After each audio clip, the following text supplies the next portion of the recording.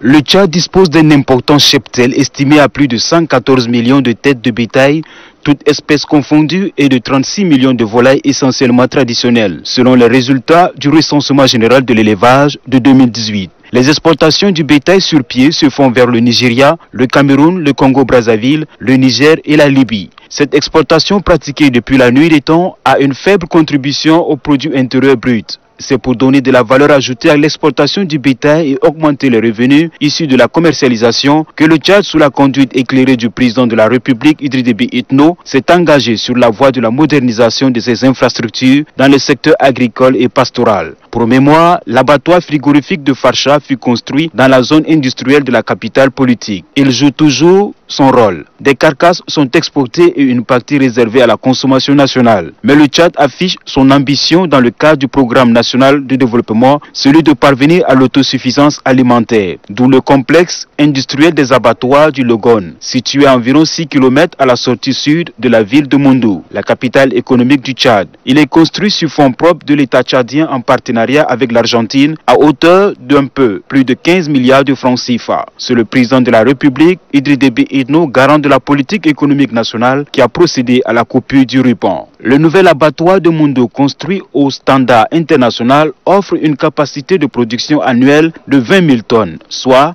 plus de 200 bovins et plus de 400 petits ruminants par jour. Au premier trimestre de l'année, le Tchad réceptionne des projets matérialisés et procède à la pose pierre de certaines infrastructures dans les 23 provinces.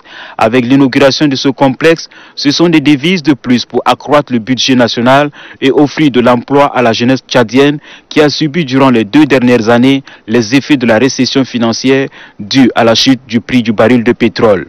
Le Tchad pourra retrouver son équilibre financier si les futurs projets, ceux en cours de réalisation, arrivent à voir le jour. L'espoir sera de taille pour la population et le trésor public connaîtra une bouffée d'oxygène.